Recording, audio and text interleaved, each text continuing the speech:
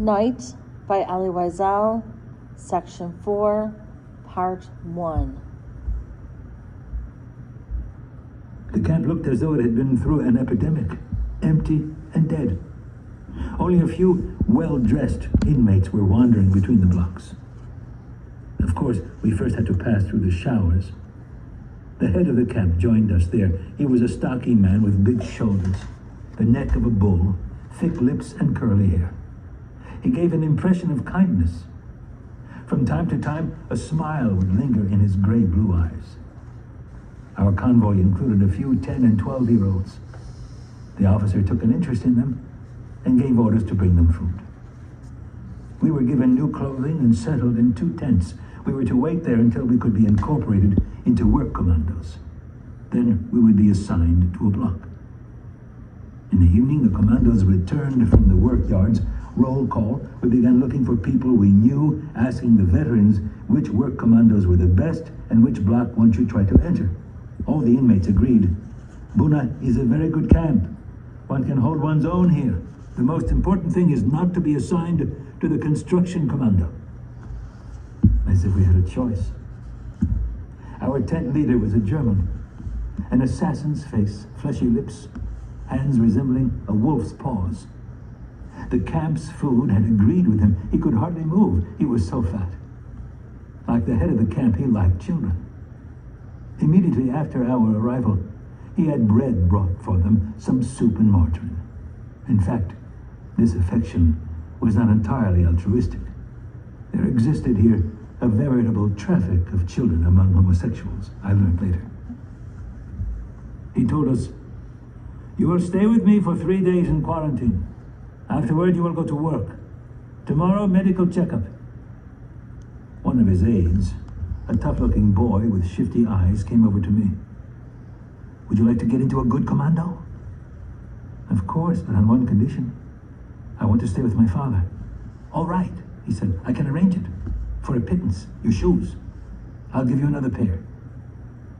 I refused to give him my shoes. They were all I had left. "I'll also give you a ration of bread with some margarine." He liked my shoes. I would not let him have them. Later, they were taken from me anyway, in exchange for nothing that time. The medical checkup took place outside early in the morning before 3 doctors seated on a bench. The first hardly examined me. He just asked, "Are you in good health?" Who would have dared to admit the opposite? On the other hand, the dentist seemed more conscientious. He asked me to open my mouth wide. In fact, he was not looking for decay, but for gold teeth. Those who had gold in their mouths were listed by their number. I did have a gold crown. The first 3 days went by quickly. On the 4th day, as we stood in front of our tent, the capos appeared. Each one began to choose the men he liked. You. They pointed their fingers the way one might choose cattle or merchandise. We followed our capo, a young man. He made us halt at the door of the first block near the entrance to the camp. This was the orchestra's block. He motioned us inside. We were surprised. What had we to do with music? The orchestra was playing a military march, always the same. Dozens of commandos were marching off in step to the work yards. The capos were beating the time. Left, right, left, right. SS officers, pen in hand, recorded the number of men leaving. The orchestra continued to play the same march until the last commando had passed. Then the conductor's baton stopped moving and the orchestra fell silent. The capo yelled, "Fall in!" We fell into ranks of 5 with the musicians. We left the camp without music, but in step. We still had the march in our ears. Left, right, left, right. We struck up conversations with our neighbors, the musicians. Almost all of them were Jews. Juliek, a Pole with eyeglasses and a cynical smile in a pale face. Louis, a native of Holland, a well-known violinist. He complained that they would not let him play Beethoven. Jews were not allowed to play German music. Hans, the young man from Berlin, was full of wit. The foreman was a Pole, Franiuk, a former student in Warsaw. Juliek explained to me, We work in a warehouse of electrical materials not far from here. The work is neither difficult nor dangerous. Only Edek, the capo, occasionally has fits of madness, and then you'd better stay out of his way. You are lucky, little fellow, said Hans, smiling. You fell into a good commando. 10 minutes later, we stood in front of the warehouse. A German employee, a civilian, the Meister, came to meet us. He paid as much attention to us as would a shopkeeper receiving a delivery of old rags. Our comrades were right. The work was not difficult. Sitting on the ground, we counted bolts, bulbs, and various small electrical parts. The capo launched into a lengthy explanation of the importance of this work, warning us that anyone who proved to be lazy would be held accountable. My new comrades reassured me, don't worry, he has to say this because of the Meister. There were many Polish civilians here, and a few French women as well. The women silently greeted the musicians with their eyes. Freinek, the foreman, assigned me to a corner. Don't kill yourself, there's no hurry. But watch out, don't let an SS catch you. Please, sir, I'd like to be near my father. All right, your father will work here next to you. We were lucky. 2 boys came to join our group, Jose and Tibi, 2 brothers from Czechoslovakia whose parents had been exterminated in Birkenau. They lived for each other, body and soul. They quickly became my friends. Having once belonged to a Zionist youth organization, they knew countless Hebrew songs. And so we would sometimes hum melodies evoking the gentle waters of the Jordan River and the majestic sanctity of Jerusalem. We also spoke often about Palestine. Their parents, like mine, had not had the courage to sell everything and emigrate while there was still time. We decided that if we were allowed to live until the liberation, we would not stay another day in Europe. We would board the first ship to Haifa.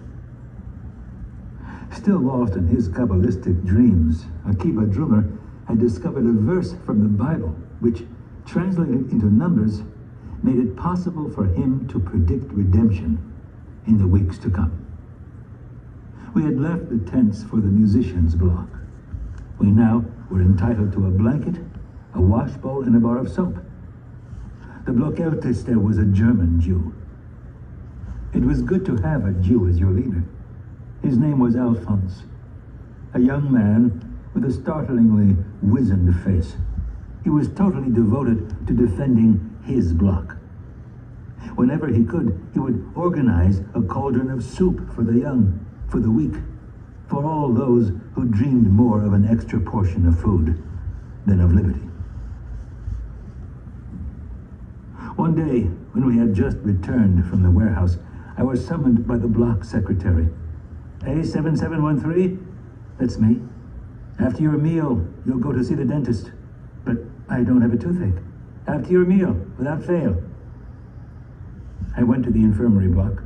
Some 20 prisoners were waiting in line at the entrance. It didn't take long to learn the reason for our summons. Our gold teeth were to be extracted.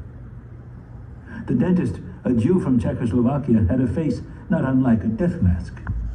When he opened his mouth, one had a ghastly vision of yellow, rotten teeth. Seated in the chair, I asked meekly, "What are you going to do, sir?" "I shall remove your gold crown, that's all," he said, clearly indifferent.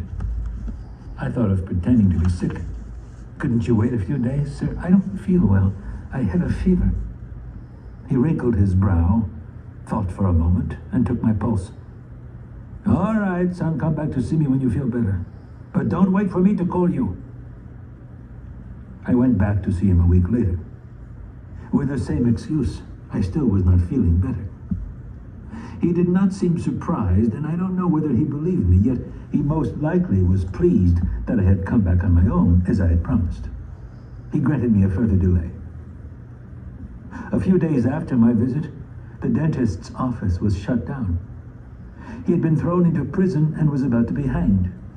It appeared that he had been dealing in the prisoner's gold teeth for his own benefit. I felt no pity for him. In fact, I was pleased with what was happening to him. My gold crown was safe. It could be useful to me one day, to buy something, some bread or even time to live. At that moment in time, all that mattered to me was my daily bowl of soup, my crust of stale bread. The bread, the soup, those were my entire life. I was nothing but a body, perhaps even less, a famished stomach. The stomach alone was measuring time.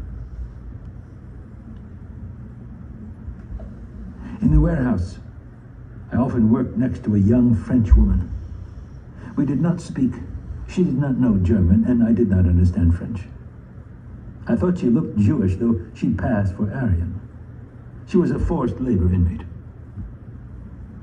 One day, when Elie was venting his fury, I happened to cross his path. He threw himself on me like a wild beast, beating me in the chest, on my head, throwing me to the ground, and picking me up again, crushing me with ever more violent blows, until I was covered in blood. As I bit my lips, in order not to howl with pain, he must have mistaken my silence for defiance, and so he continued to hit me harder and harder. Abruptly, he calmed down and sent me back to work as if nothing had happened. As if we had taken part in a game in which both roles were of equal importance. I dragged myself to my corner. I was aching all over. I felt a cool hand wiping the blood from my forehead. It was the French girl. She was smiling her mournful smile as she slipped me a crust of bread. She looked straight into my eyes. I knew she wanted to talk to me, but that she was paralyzed with fear. She remained like that for some time, and then her face lit up and she said, in almost perfect German, "Bite your lips, little brother. Don't cry. Keep your anger, your hate for another day, for later. The day will come, but not now. Wait. Clench your teeth and wait." Many years later, in Paris, I sat in the metro, reading my newspaper. Across the aisle, a beautiful woman with dark hair and dreamy eyes. I had seen those eyes before. "Madame, don't you recognize me?" "I don't know you, sir." "In 1944, you were in Poland, in Buna, weren't you?" "Yes, but you worked in a depot, a warehouse for electrical parts." "Yes," she said, looking troubled, and then, after a moment of silence, "Wait, I do remember. Elie the capo, the young Jewish boy, your sweet words." We left the metro together and sat down at a cafe terrace. We spent the whole evening reminiscing. Before parting, I said, "May I ask one more question?" "I know what it is. Am I Jewish?" "Yes, I am. From an observant family. During the occupation, I had false papers and passed as Aryan, and that was how I was assigned to a forced labor unit. When they deported me to Germany, I eluded being sent to a concentration camp. At the depot, nobody knew that I spoke German. It would have aroused suspicion. It was imprudent of me to say those few words to you, but I knew that you would not betray me."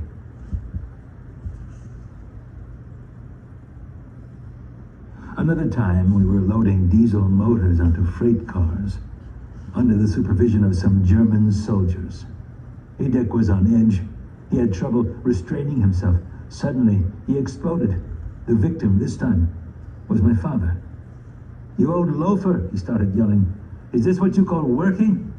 And he began beating him with an iron bar.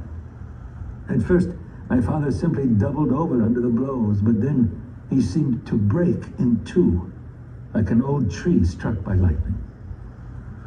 I had watched it all happening without moving. I kept silent. In fact, I thought of stealing away in order not to suffer the blows. What's more, if I felt anger at that moment, it was not directed at the capo, but at my father. Why couldn't he have avoided Ilie's wrath? That was what life in a concentration camp had made of me. Franek, the foreman, one day noticed the gold crown in my mouth. "Let me have your crown, kid." I answered that I could not, because without that crown, I could no longer eat. For what they give you to eat, kid? I found another answer. My crown had been listed in the register during the medical checkup. This could mean trouble for us both. If you don't give me your crown, it'll cost you much more. All of a sudden, this pleasant and intelligent young man had changed. His eyes were shining with greed. I told him that I needed to get my father's advice. Go ahead, kid, ask. But I want the answer by tomorrow. When I mentioned it to my father, he hesitated. After a long silence, he said, "No, my son, we cannot do this. He will seek revenge. He won't dare, my son." Unfortunately, Freineck knew how to handle this. He knew my weak spot. My father had never served in the military and could not march in step. But here, whenever we moved from one place to another, it was in step. That presented Freineck with the opportunity to torment him and, on a daily basis, to thrash him savagely. Left, right, he punched him. Left, right, he slapped him. I decided to give my father lessons in marching in step, in keeping time. We began practicing in front of our block. I would command left, right, and my father would try. The inmates made fun of us. "Look at the little officer teaching the old man to march. Hey, little general, how many rations of bread does the old man give you for this?"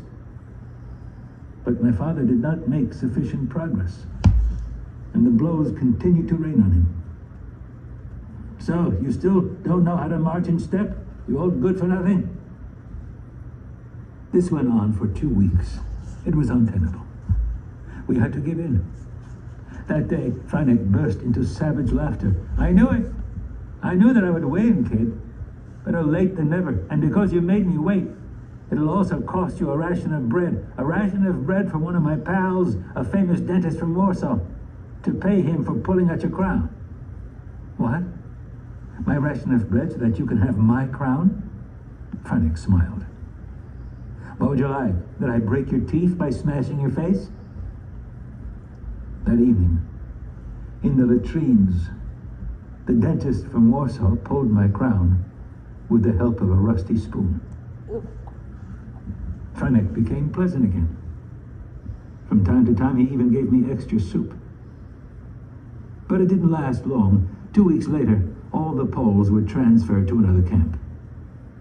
I lost my crown for nothing.